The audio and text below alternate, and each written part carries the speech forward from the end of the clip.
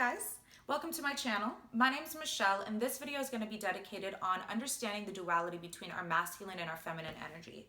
In ancient Chinese culture, this is understood as the yin and the yang, and then in ancient Indian culture, it's known as the Shiva and the Shakti. Notice how I'm saying it's all about the masculine and the feminine energy. This has absolutely nothing to do with your sex or what you identify yourself with as a gender.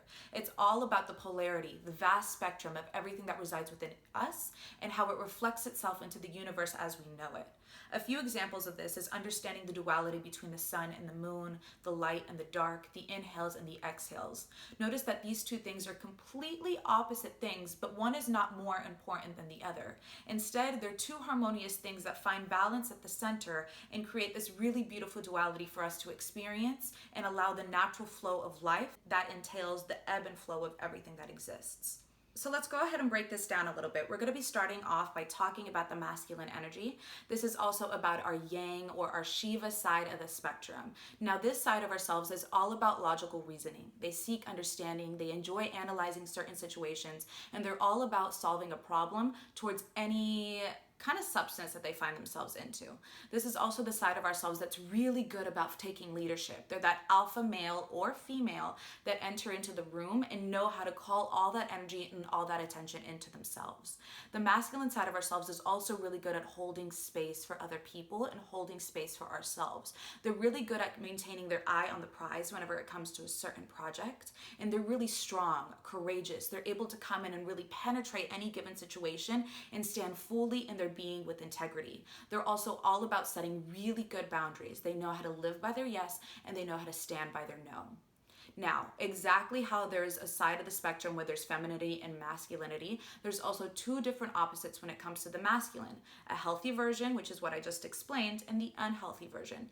Unhealthy masculinity is also known as toxic masculinity, and I really want to stress that you do not need to have a penis to be in your toxic masculinity. All women and all genders can also have these certain attributes within themselves. Toxic masculinity looks like jealousy. It looks like comparison within yourselves and other people. This is a part of yourself that tends to be really overbearing, that wants to take control, that doesn't know how to surrender. This is a type of person that tends to manipulate other people into doing something that they want. They know how to toy with other people's emotions, and they don't know how to really open themselves up on a more vulnerable and an emotional level.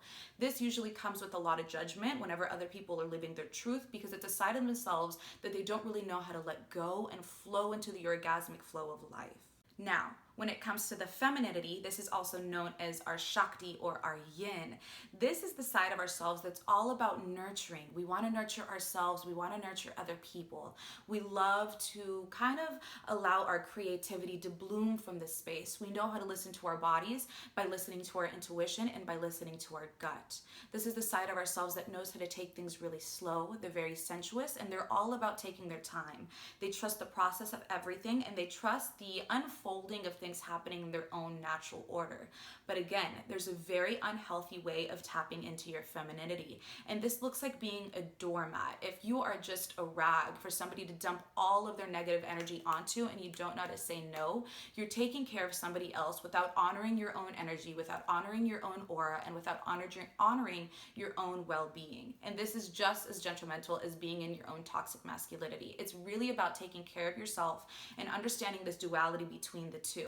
Another way of knowing if you're vibrating in a sense of unhealthy femininity is not living by your own boundaries. It's so important to figure out, okay, this is something that I am comfortable receiving and uncomfortable of experiencing, and this is something that I'm not into. And so many of us, both men and women, don't know how to stand up for themselves and say, okay, there's enough of this going on. I'm going to create a halt and feel as though they have the right to do that. Now, the journey of Tantra, the journey of yoga, or many other Eastern philosophy and practices is all about being able to move inwards and observe the tendencies that you have deep within yourself. There's always going to be a left and right side of absolutely everything that you do, and there's no reason to really stress about it. It's all about that journey of finding this really beautiful, harmonious balance between the two. And it's all about kind of just questioning, okay, how do I want to show up today? What are the things that I can be a little bit stronger at, and what are some qualities within myself that I can kind of soften up and smooth out the edges? Now, I really want to bring into light that there's going to be multiple situations where maybe your masculine needs to come up